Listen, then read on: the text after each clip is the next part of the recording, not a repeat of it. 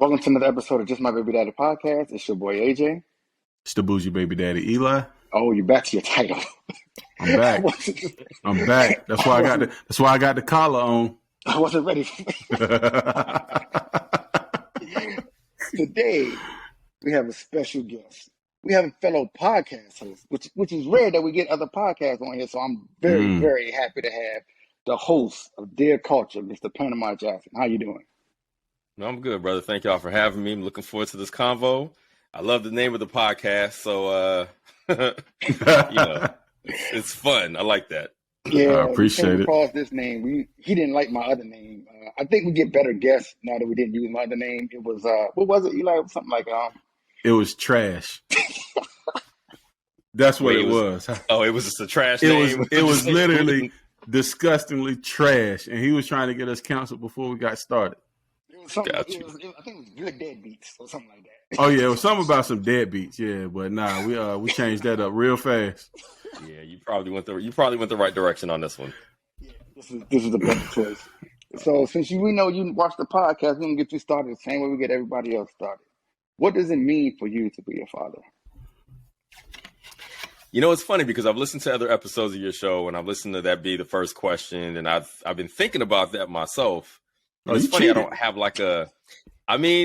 listen, you got all these episodes out there. The least I can do is know what I'm walking into, right? For sure. What does it mean to be? I guess just being present, being available, being emotionally available. I'm not saying I'm good at all these things. I'm saying what I think it takes, by the way. Like, I'm not saying, I've not mastered a lot of this stuff, but just, being somebody who is there for my kids. I have 4 who in the way that they need me to be there. And it also means that's what it means to be a father there. But on a personal level, it's like learning on the go. So the ability and willingness to learn on the go about who I am and how that relates to the children that I'm raising and how who I am is going to inform who they're going to be, right? That's one of them lessons I constantly learn. I think so far in advance about some of the things that I do. Like if I yell at one of my kids and I see that I've hurt them and I'm thinking, damn, I hope this doesn't impact him 10 years from now. You know what I'm saying? Right. And then immediately trying to undo that or at least I'm thinking about it. You know what I mean? And putting pride aside, man, I don't know, man. It's just a lot of personal lessons that I'm learning. So I think that's what it means to me to be a good father, a good dad, to be a dad in general, just giving up purely being selfish about my thoughts and actions and genuinely thinking about what those things mean and will mean in the future for all of my kids. Right. So when you're talking about that, it's a constant learning process. Yes. But and some of the challenges, we all try to say, we're all great fathers. We're all this and we're all that. But in the reality, we all have a lot of areas that we have to grow from and grow in. What has been some of the biggest challenges personally that you had to navigate? Patience, man. I'm not that patient. That's what I learned. I'm patient in weird circumstances, you know what I'm saying? But in the immediacy of I got to work on just chilling out more, you know what I mean? That's one of the things that I just learned about myself. Everything ain't important. So I came up in a military family, right? And I think that unintentionally informs the way that I approach things. Like my father would do this, boom, go do this. Time is boom. Everything is, it's just if I'm supposed to be there at 8, then 8 is late. You got to be there on time. And I try to make my kids be like that, and they don't do it, or they don't do things immediately when I say it the first time. You know what I'm saying? Right. And that requires a lot of and I'm not even saying I'm not better at this yet, but I'm learning that this is one of the challenges that I personally have. Yeah. My patience when it comes to children and their motivation to do the things that you want them to do. And just for some clarity, my kids are 14. My daughter is 14. And I have 3 boys who are 7, 6, and 2.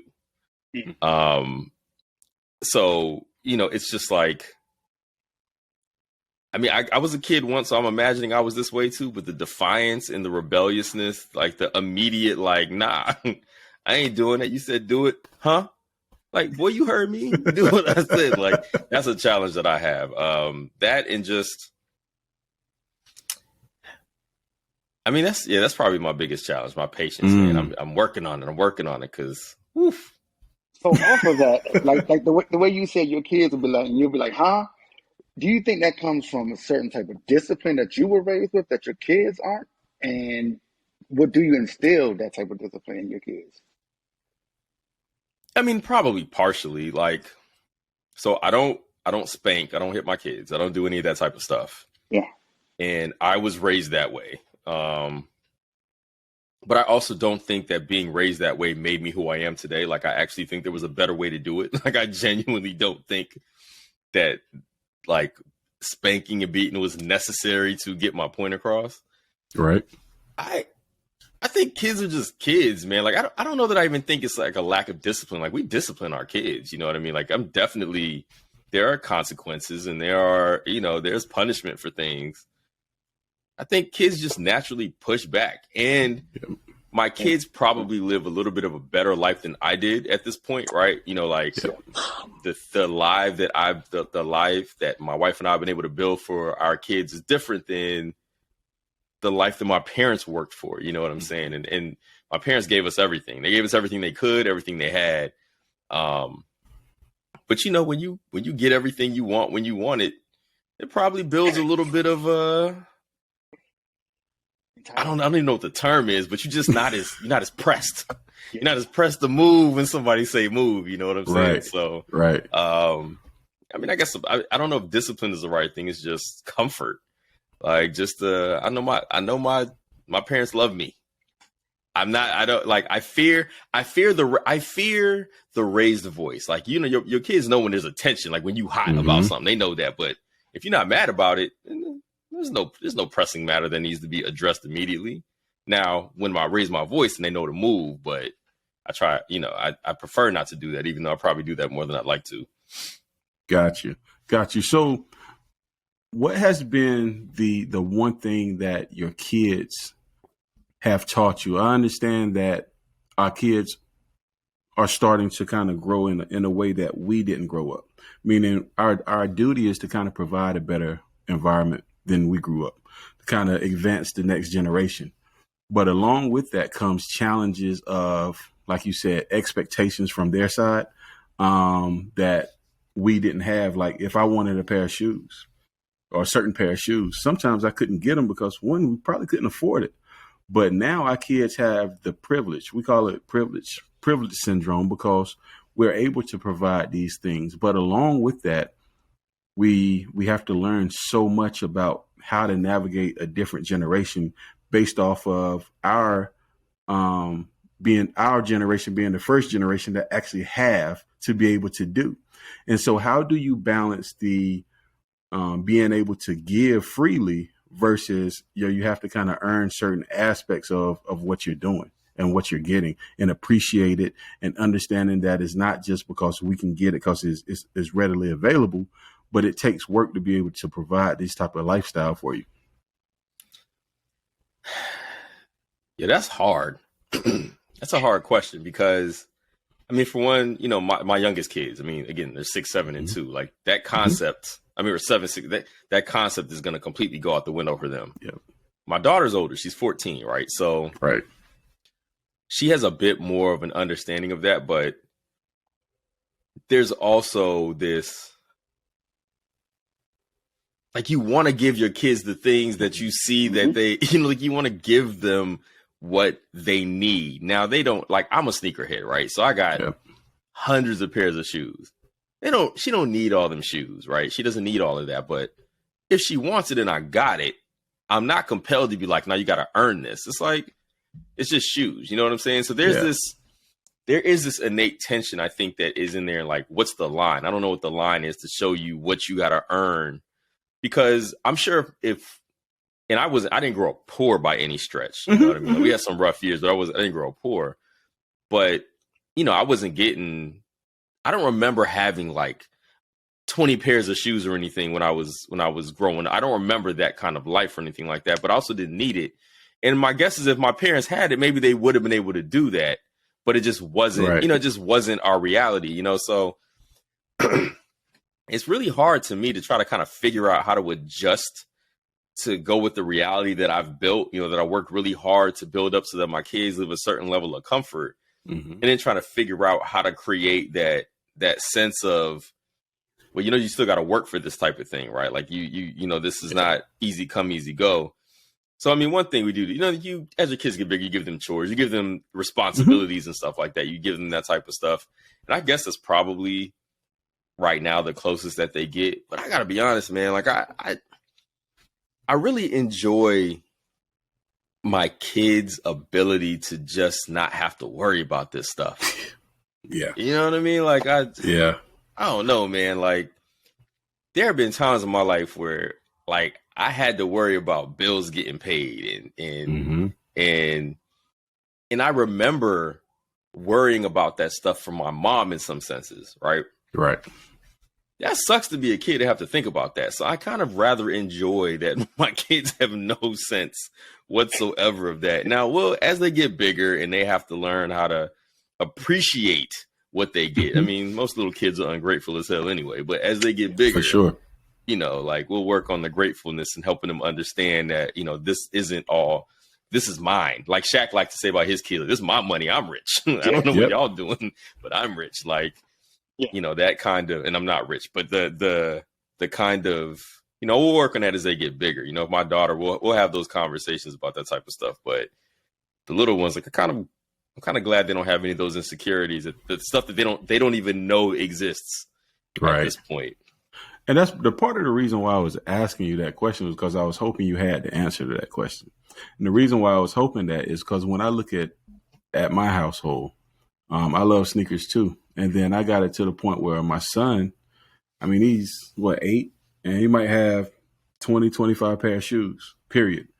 And then I sit there and be like, yo, why are you wearing the same ones? Like, yo, you start rotating. And so I'd be sitting there. I was like, yo, that's not his fault. He's a child. But also it's like, but at the same time, if I go out and see something kind of fresh, I'm going to grab it, or my wife will grab it or whatever. And it's like, are we setting them up? Are we doing the right thing? It's like that balance it's just hard to, especially at that young age, because they just run right through them though. No, not necessarily, because I mean, I'm smart about it. It's like different sizes. So, the sizes kind of grow. Like I got probably shoes that he won't be able to wear for like 2 years, but it's the fact that he has them. You know what I mean? Gotcha. If I see something kind of classic, I'm going to grab it. You know what I do though, that kind of speaks to this. So I don't know how they developed this. My kids start thinking that every time they go to Target, they get something, right? Like you go to Target, that they supposed to walk out with something. So I had to start kind of instilling in them this idea that, yo, you don't get something every time we go to the store. Sometimes we go because we need something at the house that has nothing to do with you.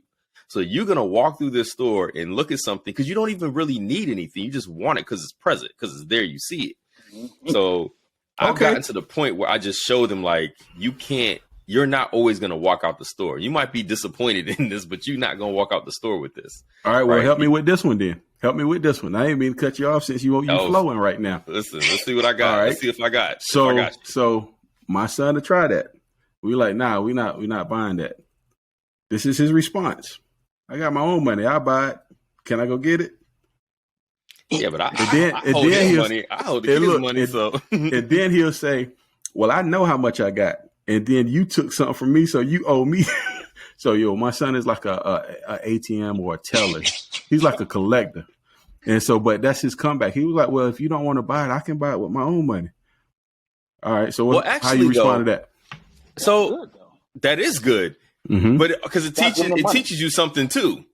Once you spend that money, it's gone. Right. So you got to think about the money. You got to think about the way you're spending money, because you got it right now, but you might not have it tomorrow. So you want to spend this money.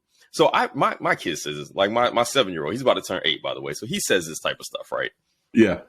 And I'll be like, okay, you have your own money. But what if you want something tomorrow? Like, what if we go somewhere else and you want something in, but you bought this thing today? that you already have like 10 other, you already got a bunch of this. Oh yeah, they buy the same thing. Yeah. Right. You got a bunch of this already. You just want it because it's not open. Right. Why don't you hold on to your money and we'll see the next time. And then they forget about it an hour later, they forgot about it. Right. Because I do like to keep, I like them to be able to keep all their money, hold on to that. Because I think it's, so I can put that into an account or something like that. But listen, at some point, I mean, that only works. My little ones are little. When they're 10, 11, they're going to want to spend that money. It's like, all right, well, I remember I learned this lesson. I used to get like $20. I don't know if it was a week. I'm guessing maybe a month when I was a kid. So, but this is in the 90s. That was a lot of money, right? Yeah, $20 a week would about to be a lot, though. Yeah. And yeah, that would be a lot. My parents weren't crazy. And plus, I grew up in a house with 4 kids, too. So there ain't no way they was giving us they was doing like $400 a month on allowances. It must have been 20 a month. So they used to, I don't know how old y'all are, but I remember they used to sell like baseball cards and like the huge like reams of like every player. It'd be like 300-400 baseball cards and things. And they were $19.95. I remember it was like the top set was $19.95. And I remember, I lived on base. This was in Germany. I remember taking my 20. I got it fresh out my dad's hand. I go into the PX and I see this stack of cards, and I don't really want them, but I'm just like, oh, baseball cards. I put that $20 down, and because in Germany they didn't do tax, right? We didn't do tax on base, so you pay if it's $19.95, it was $19, and I got a nickel back, and that nickel was all I had for the rest of the month. Oh wow! And I was very sad because them baseball cards were not good. They didn't do nothing. They didn't speak. They didn't run. They didn't play with me. They didn't do anything. So much so that I still vividly remember how mad I was that I had just spent my 20 immediately on these cards. Point being, these are lessons that you learn that I can impart to my kids. Like, bro, don't be baseball cards, dog. Like, don't blow your money on some whack baseball cards. It wasn't even like good cards in there. Like somebody had taken out all the like good cards. Like somebody had jacked all the rookie cards and all the stuff in there, but that didn't matter. I just wanted those cards. So that's the lesson I try to work into my kids. Got you. So along the lines of continuing to always evolve as a father, always improving, always self-assessing to make sure that, you're at least trending in the right direction as a father. But how do you navigate and understand and pay attention to how to do it based on each child's personality? That's a good question. So,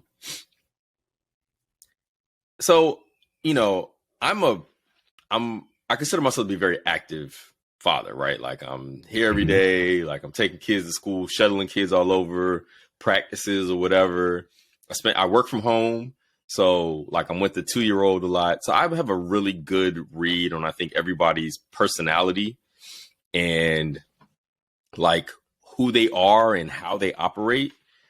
And it's been interesting to kind of evolve into like you deal with each kid differently and you learn how to deal with each kid differently. Right. And that has taught me lessons, right? It's taught me which kid needs more hugs and like in a conversation, which kid needs more patience, because of the way that they respond to things. A 2-year-old's a 2-year-old. So we'll worry about that when he gets bigger, though. His personality, he's the most lit one in the house. My daughter's older and she's a girl. So understanding that there's a lot there that her mother has to be on, it kind of has to address, like because I just don't understand some of those things that are coming, that she's going to go to her mother more for certain things. Right. Right.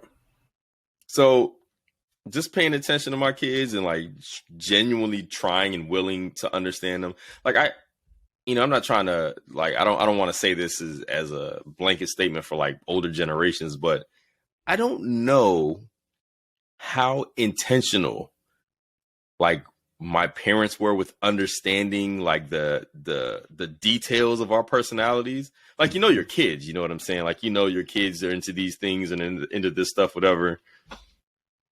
But I do think, my wife is always saying, it's like, be intentional.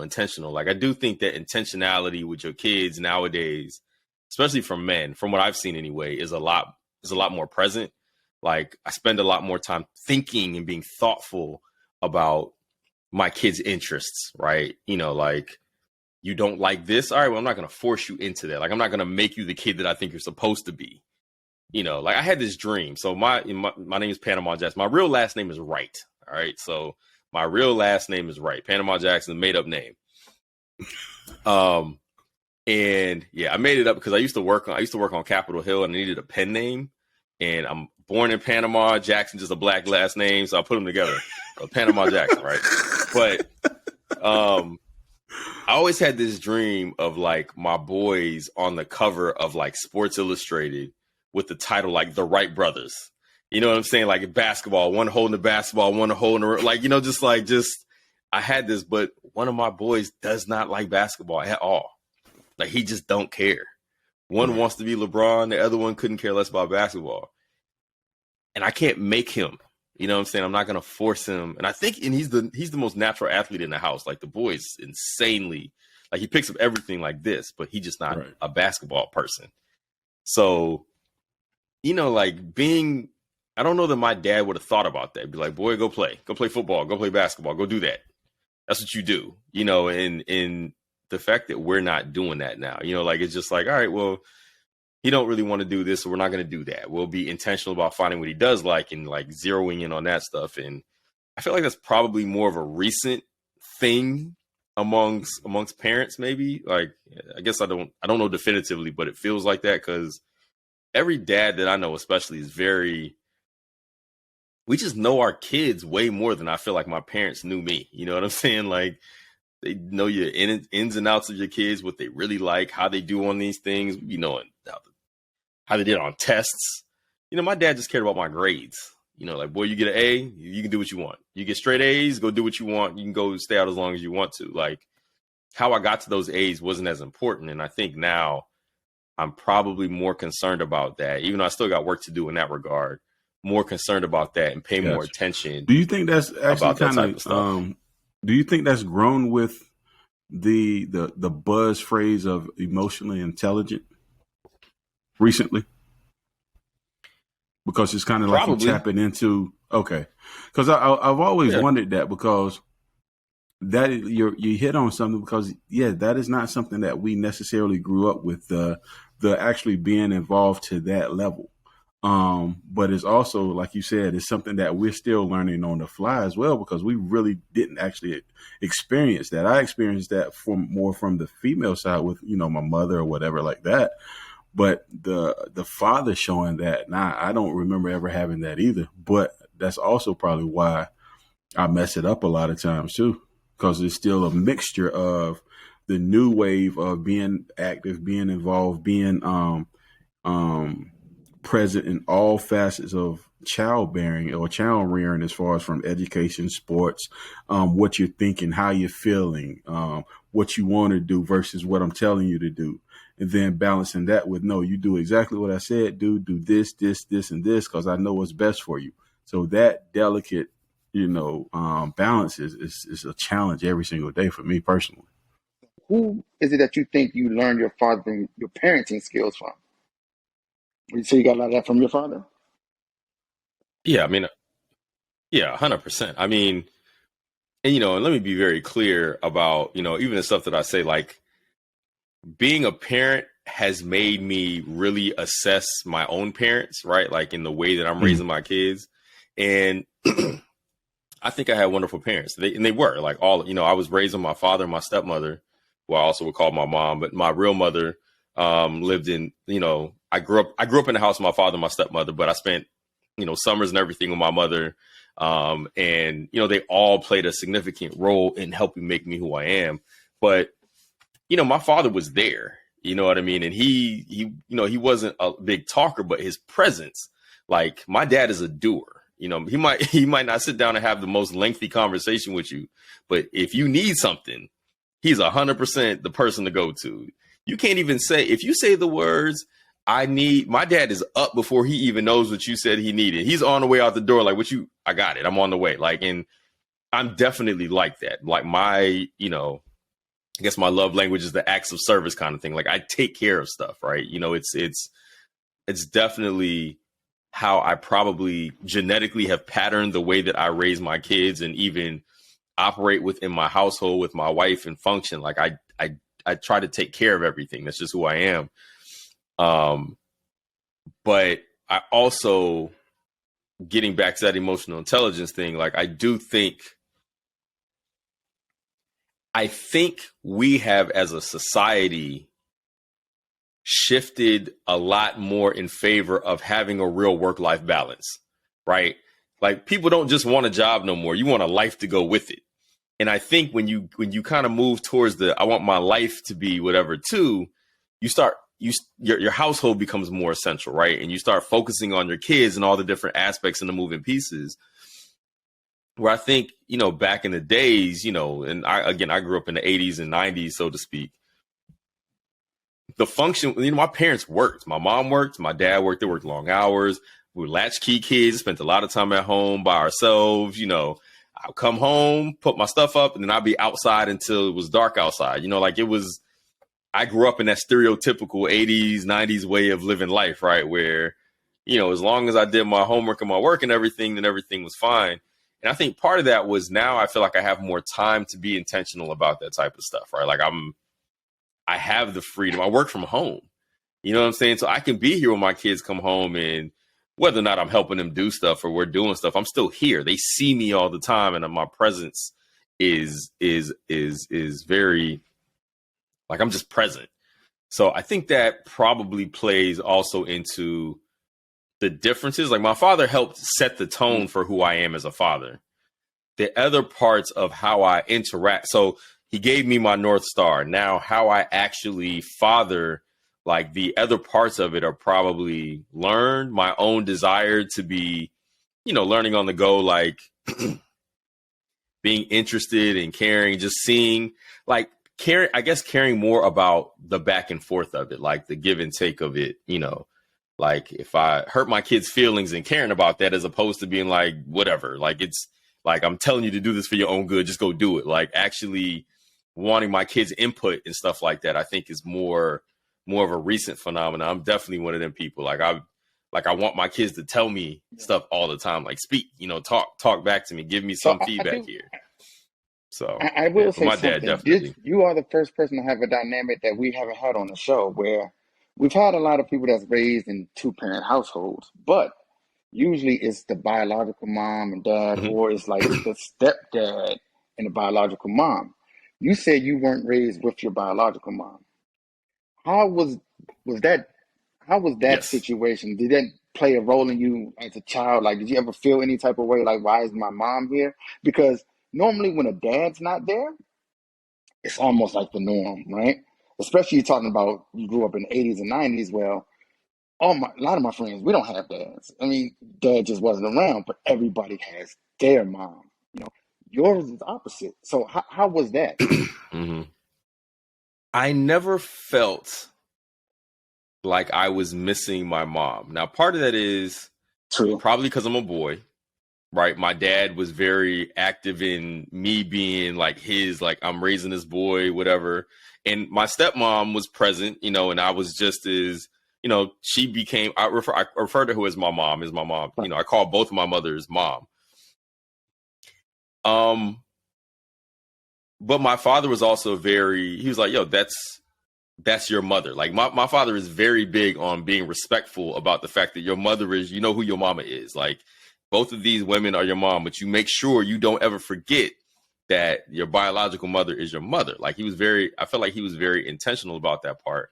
So I didn't really, I didn't have any issues with that, so to speak. Like I could just say for myself, like I don't believe it impacted me. What did impact me though, and I think this is something that still reverberates nowadays, is so when I was born, when I was 3, my father moved to Germany. He got stationed in Germany and we didn't go. So I was living with my biological mom at that time. It was just me, her, my little sister. And then we went to go live in Michigan where she went to high school. So we went back there with my grandma and everybody, my aunts and uncles and all this stuff. They're all right there. So I didn't really know who my father was because he left when I was 3. Like he moved, when he was 3. Now he came to Michigan to see us a couple of times, but I don't really have a recollection of that. When I was 6, my mother sent me and my little sister to live in Germany with my father. So she didn't know him. Oh, wow. Like he left when right after she was born. So for 3 years, she had no idea who this was or where we were going. And I didn't really know either. So I think that probably had a bigger impact than kind of not growing up with my biological mom, like being kind of ripped from one home, like the only home that you knew, to go to a completely different one with people that you don't really know. You know, like I didn't know my father for real at that point. You know what I'm saying? Not that, again, he was present in a way, like he was there till I was 3, and then he came a couple times. So, you know, it's not to denigrate him in any way, but it just, you know, I just wasn't. You're little, your safe space. So I think that probably had a bigger impact on me than anything else. Like kind of being moved from the one safe space I have to a completely foreign one with people that I don't know for real. And because I'm kind of aggressively independent. Like I don't like to depend on people for anything. Like I'm very much like self-contained. Like you can depend on me all day long. Like I'll make sure you're good, but me. Yeah, I think that's probably been part of that. My therapist told me that at one point. She was like, you don't even realize that was a traumatic experience. I was like, nah, what you talking about? Like, I just got, just went to go live with my dad. She was like, no. I want you to say this again out loud, and I want you to listen to yourself. So we talked about that, and I was like, dang, I guess you're right. I guess that's not normal. Huh. I guess that isn't, I guess that's not how things typically happen.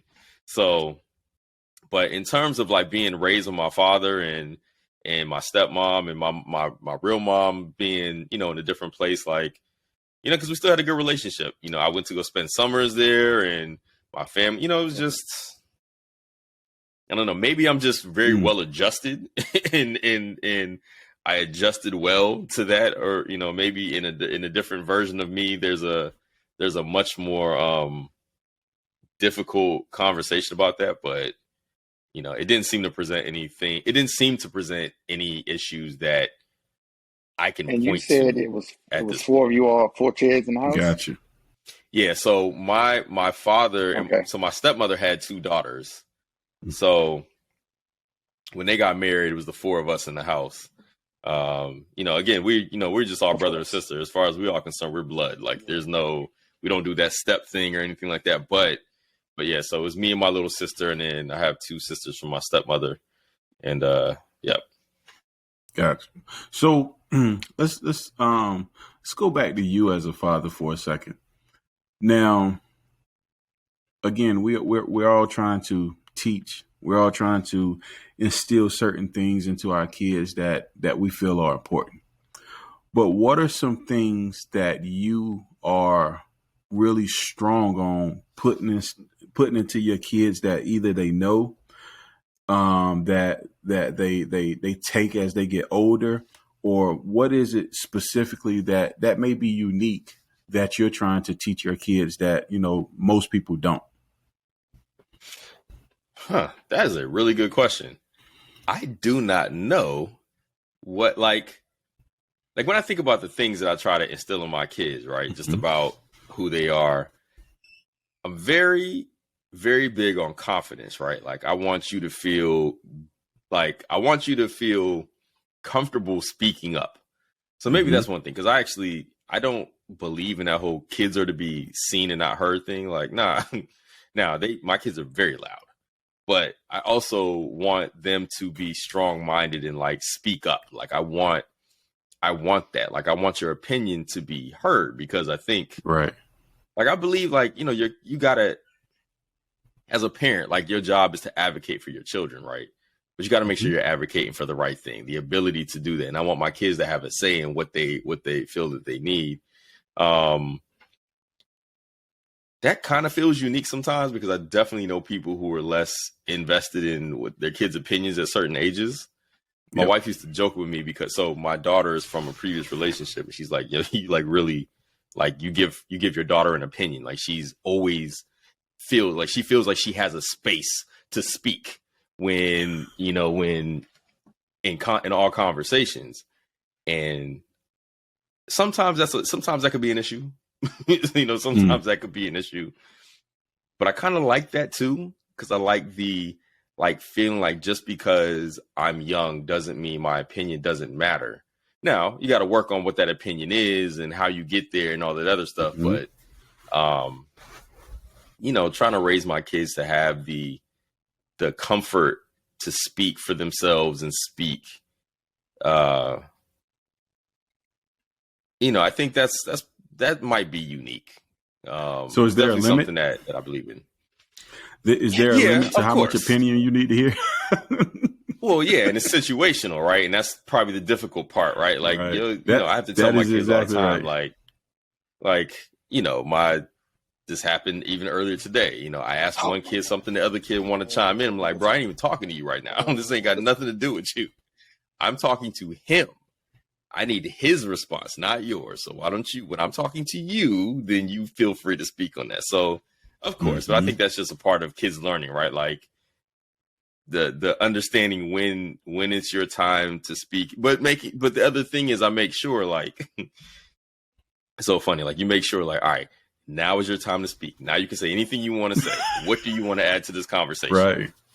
Like, now is your time. And then they never have nothing to say then. They be like, like, bro, you just wanted to hop in on this convo. Like, you had all that. And now you now you don't have nothing to say. Yeah. But again, providing the space for it. Like, you got something to say. Here you go. Like, here's your space. So with that though, do you ever find that your kids feel like they have, and it may not be intentional because they're still kids, but it sounds like they're challenging you, your knowledge, your wisdom, and your experience. The reason I ask that is because, like, my son, he's very opinionated too. He's a mix of me and my wife, so he's doomed to run his mouth a whole lot. But he's also very opinionated and feels like he knows everything based that what he says is actually fact. And so it starts a conversation of back and forth. Now, I'm still have this old school that I'm not really going back and forth with a child. I just refuse to do it. Now, I'll hear you. We can have an exchange, but you're not going to correct me either. And so given that leeway to have your opinion, share and tell me what you're thinking, tell me what you have. But it's also the thing that I'm still trying to figure out of, like, all right, now it's time for you to kind of shut up and just do what what you need to do. So I haven't figured that out all the way yet. I mean, who has, man? Like, I deal with that. Like, so for instance, my son, one of my sons, I just wrote an article about this, as a matter of fact, is like obsessed with Michael Jackson now. And he thinks he knows everything about Michael Jackson. Oh, yeah, I've seen that. Yeah, I've seen that. He's trying to give me game on Mike. And I'm like, bro, you don't have it. I know more about Michael Jackson than you'll ever know, right? Like, you don't have it right now. So there's like this, it's like this push and pull of, like, it's funny, but when I realize that you actually think that you know, then I got to shut this down. Yeah. Like, when you start pushing back in a way that implies that you actually, but the other part, what kid doesn't think they know more than their parents? My daughter once told me straight up that she knew more about being a parent than I did. She was like 5 at the time, right? Like, I'm just like, I'm like, there's no discussion we can have here. There's no talk. This is right. I just got to put the clamps down on this one. There's no discussion here. Like, this is so, it's, I guess it's all situational, right? Like, some situations there's a conversation you can have. Some, listen, this is what it is. You just need to stop. Mm-hmm. Stop right there. I don't want to hear nothing else. This is the fact. Go away. So that's funny. That's always the delicate dance. She has a great relationship with my wife. They do things together. My wife is very, my wife makes sure that she's a part of and included in stuff, so, there's really the interpersonal relationship there hasn't been difficult. The adult part of that has been more difficult than the my wife and daughter part, that the adult part of all of that has been trying at times. And mostly probably my fault. But that's big of you to submit that. Got you. As a man, that's huge. Oh yeah. I mean, The truth is truth, right? Like everybody would tell you, it's your fault, you big dummy. Like I get it's in taking a look back. It's not on purpose, right? It's just if you don't know what you're doing, you don't know what you're doing, right? And when you don't know what you're doing, you try your best, and it just so happens I failed many times. My best was not that it wasn't good enough; it was just in the wrong direction. Like, one of my favorite J. Cole lines, and I'm not even a huge J. Cole fan. One of my favorite lines of all time is from the song "Love Yours." Like, the good news is you went a long way. The bad news is you went the wrong way, right? That was such that line is so poignant because it's like, man, you again did a whole lot. Great, you went the wrong direction, you idiot. I feel like that was me a lot of times. Like I went all in for it. I just went the wrong direction, and oftentimes that created way more problems than it solved. And some of that's the reverberation still exists sometimes. Got you. So one thing that you spoke about briefly, and you was talking about your son knowing Michael Jackson, and it kind of hit on to that you write. But how did you get into writing, and actually what inspires your writing now? I got into writing kind of the way that anybody who saw Love Jones got into writing. I saw that women like poetry. And there was a dude who worked with me who wrote what I consider to be terrible poetry, but all the women loved him. So I was like, well, let me try to write some poetry too. And people started telling me my poetry was deep. And I was like, this is crazy because I wrote this to be specifically bad. But then a crazy thing happened. I started to kind of fall in love with the idea of writing, right? Like I like the idea of putting my ideas out. So I stopped sharing it. I was just writing for me. So that kind of sparked writing for me.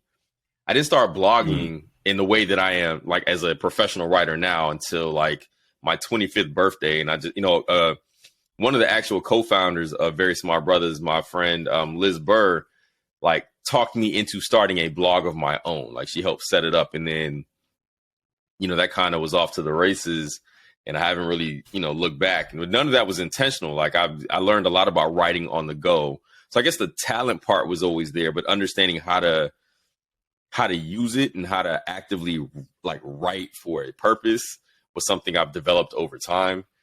And what inspires my writing now? That is, I'm not sure what inspires my writing now. Like I'm always looking. Well, that's not true. Actually, now that I think about that, I'm the kind of person that likes to, I'm very observant, right? So, my wife is always like, I come home from somewhere and I tell my wife that all these crazy things happen. She's like, there's no way. But I'm like, nah, I did. But I just pay attention to everything, right? Because I'm looking at everything as a possibility about some content. Like, oh, there's something to write about. And one little interaction can spark an entire article that I can write about something, right?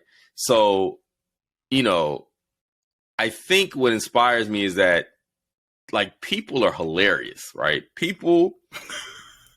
The world is funny. Like if you just really like, sometimes I like to people watch, right? Because if you just look at enough people, you're going to see ridiculous things. And the difference is because I'm a writer, like it just provides me something to write about, right? Like you might see something funny and you're like, oh, you tell somebody, man, this person did X, Y, Z. For me, there's a whole article waiting to be written about that type of thing, right? So like, I'm just inspired by the fact that like people are nonstop content creators, even if they don't realize it in the moment. You know what I mean? Just like human behavior and music is a big source of inspiration for me. Like I'm a music writer at heart. Like music and race are kind of like my big things, but music is the area when I'm writing, you can tell I genuinely care. So, like even today, like I was on Facebook and I saw somebody mention Jodeci and I was like, oh wait, Diary of a Mad Band came out in 93. That's 30 years. Boom. I got to write about Jodeci's Diary of a Mad Band album because that's like one of my favorite albums, even though like half of the album is terrible. But it's like, so that's the other half of it. Like, I think of, but that's again, this is how my mind works. I'm always thinking of the angle or the take Listen, I love Diary of a Mad Band. Like the first 6 songs in that joint are like the greatest 6-song run ever. It's just that the fast paced stuff on that stuff is almost terrible. So I still listen to it. Jodeci, yeah. Yeah. I mean, listen, but Cry for You. I mean, listen, my man said it's been an hour since you've been gone. After 1 hour, he wrote the greatest song of all time. I mean, it only took an hour, and Devontae was like, "Yo, I'm all in. I don't know what I'm gonna do without this woman for the rest of my life." So much so, they filmed a video in the desert with a piano. Man, listen, Jodeci, they the goats, boy. They were ridiculous. They were memes before memes were a thing. Have you watched I think it's the video for Stay. There's a random woman in this video rocking back and forth on like a rocking horse. And I'm like, why? Like, who? I want to know who was working on the video set was like, you know what we need? We need a rocking horse, yo. And we need a model on it. Put a model on a rocking horse and just have her go back and forth. Like, man, shout outs to Jodeci, bro. Like, they boy. So you're talking about music and race are big things that you write on, right? Mm-hmm. But how is let's talk about race specifically when it comes to how you teach your kids. Does that factor into any lessons, anything that you kind of share with them along the way? You would think it would, because both my wife and I are biracial, but they just Black.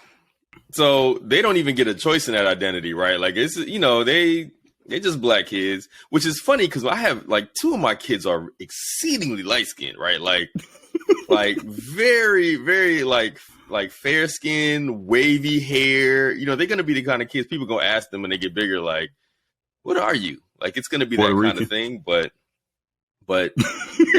I mean, yeah, effectively, they're going to get that question is going to come up.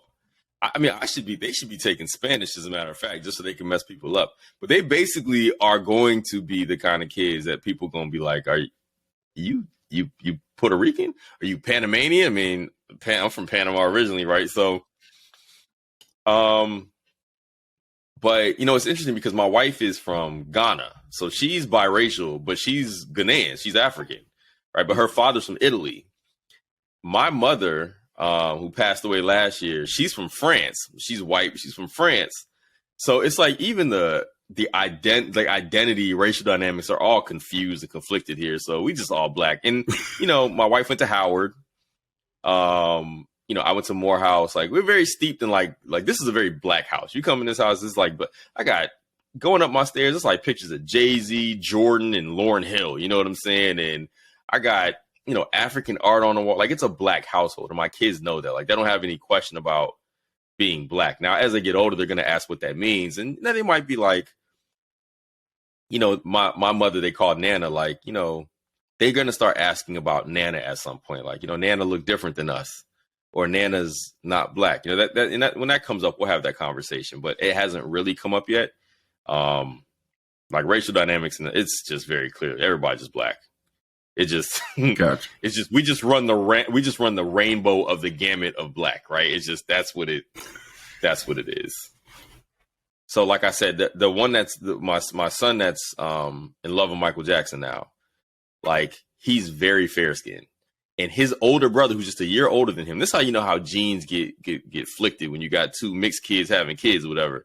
Because one of my kids is the darkest one in the house. He's the brown, like, he's very brown. He's a very brown child. He's darker than everybody else. And then you got a really light one. And my daughter, interestingly, when she's with us, she's the one that makes it all make sense. Like, everybody looks like, if you put them all 4 together, it's like, oh, they all make sense. But when it's just my 6-year-old and my 7-year-old, their skin tones are so different that it has caused the younger one to ask at times, like, our skin is different. How are we both Black? So we had to have that convo because, they notice these things, right? Like, they notice, and that's when you have to have the conversations about how, well, you can be Black. Black is just, it's who you are, who your family is. And we all just look different. We're all still Black people. but we come in so many different colors. So we've had to have that kind of conversation. And that's been a little bit confusing, I think, on occasion, just because, again, his brother is a lot browner than he is. His 1 year older brother is very brown, you know what I mean? And he's very light. And it's like, I don't understand this. Like, am I black? You keep saying I'm black, but I don't look like, and their uncle. So again, my wife is from Ghana. But she's mixed, but she has two brothers who are younger than her, but they are very dark. Right. So it's like, our family pictures are insane is the main bullet point. Like, if you look at these pictures, I joke often. I'm like, man, if only my ancestors knew what their family tree was going to look like at this point, man, they would have no clue. Yeah. Like, I'd be telling, I'd be like, man, I wonder if, cause again, my mother's white and from France. I'm like, what if my grandma had any clue what these little kids and her family was going to look like 3 and 4 generations down the line, right? Or even on my wife's family, because again, they're from Africa, very dark skinned, and have these very white grandchildren. You know what I'm saying? It's like, genetics is an amazing thing, man. And it's funny when you take a look at these kids and how this stuff shakes out. But so I guess it does come up, and it's probably going to come up eventually, but they're raised with a very black identity. But what that black identity looks like, which is, my own struggle. Like, I've never questioned about whether or not I was black or not. My father was very clear when I was young, like, you are black, or your mother is white, you are not. Like, he was very clear about that. But he's also a black man from Alabama. So he's like, yo, we ain't no tiptoeing on this one, bro. Like, we be very clear, because I don't need you to have those issues. What has been curious for me is, like, what does my black look like? Right? Like, how do the different pieces of places I've been, how does that impact who I am? And even into being a father, like, how does, my notions of what black manhood looks like impact the way that I'm raising my black boys into being men? And eventually, if that's the case, to be fathers, like, how does that impact that? And that part has been a journey. And I think that's what my kids are going to deal with, because again, I don't think being black is not on the table. That's the table. What that looks like is what's going to be at issue. And how you just don't know what you don't know. You know what I'm saying? Like, having a kid, like, it's like the day before you're a parent, your life is 100% different the day after, right? The day after your kid gets here, the first kid, the life you just had it no longer exists. You're a completely different person. It's a different world. It's a different existence. And that requires a lot of on-the-job training, because I don't feel like there's really a good way to train to be a dad. Like, because I don't even think we really know what our patience threshold is until you have kids, right? Until kids teach you how patient you might actually be, right? And then you got to learn, and then you got to adjust so you can be, those things. For fatherhood also, I know this is not 100% about being a dad, but it's like, understand that the relationship that you have with that kid's mother, no matter what your relationship is going to largely dictate how good of a father you can be, and how difficult your fathering journey can be too, right? Because, if you're married, best case scenario, cool, and y'all are working on this together. But if you're not, like, peace of mind, man, peace of mind goes a long way. Like, learning how to be an adult is very important here, and understanding that the child's issues. Bro, I've listened to some episodes where people talk about the difficulty of that, right? And that's, like, I've had it pretty good, like, when it comes to that, when it comes to being able to be a father to my daughter, who's, not, I've never really had any issue with that. Like I said, the adults, we might not always get along, but I've never had an issue with that. And I think part of that is because I'm where I say I'm going to be when I say I'm going to be there. I do what I say I'm going to do when I say I'm going to do it. Like, I don't really leave a lot of room for error for her. Like, I show up, you know what I'm saying? So that's my, like, showing up for your kid. Like, that's as a dad, that's 9/10 of the battle. Like, making life as easy as possible is going to help you be a good father. Making life easy for your your partner, whoever, like that's a part of your fatherhood journey too. Like being selfless, right? Learning how to be selfless and learning how to sacrifice and like, what's the greater good here? I think is a lesson that I think a lot of us need to learn. So grace, learning how to be selfless or understanding that. And then, I mean, being open and willing to learning about yourself. That's probably been the biggest one for me. I've mentioned that a couple of times, but just I've learned so much about who I am, about how patient I am or how patient I'm not. What pisses me off and what oddly doesn't make me mad, like what triggers me and things that don't at all. Like there are things I thought might make me mad, but I'm not mad about those things, right?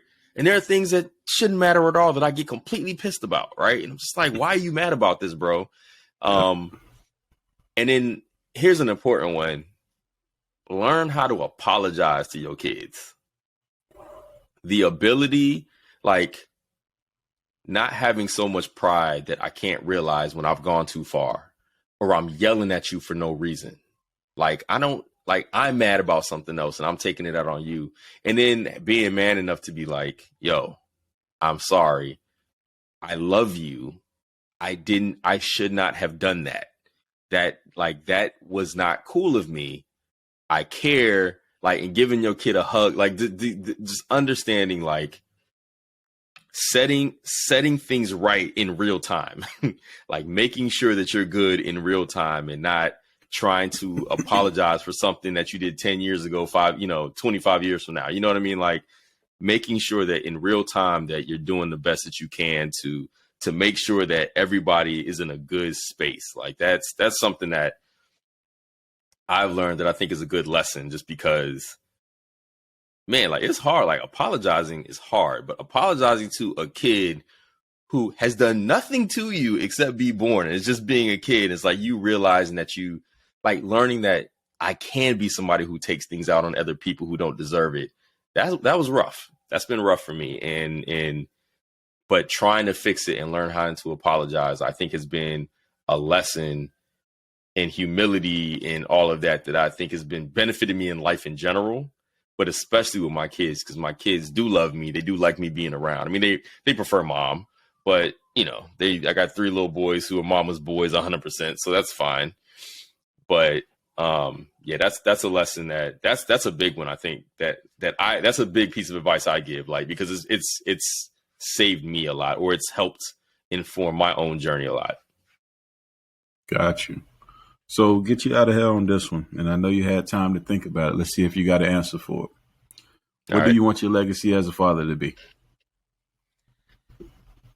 Man, I want my legacy as a father to be one Uno champ.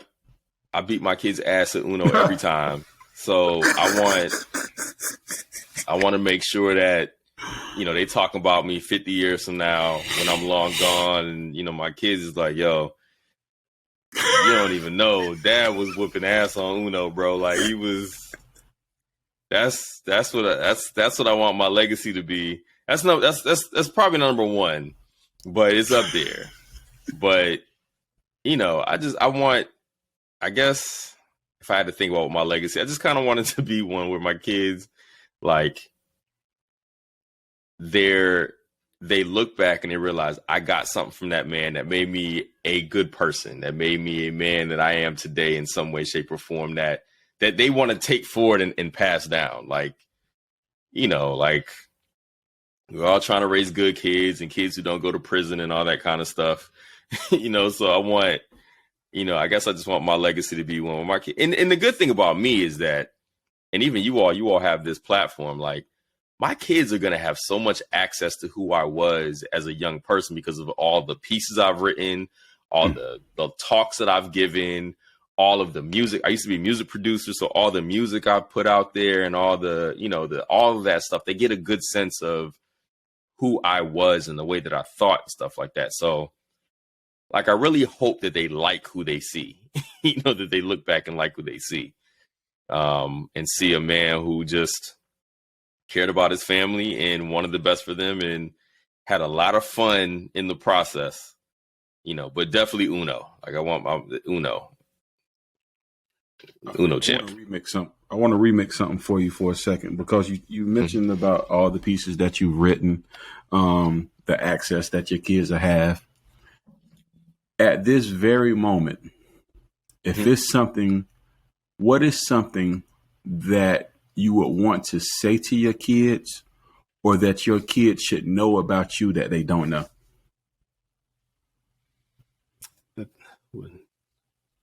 That they don't know.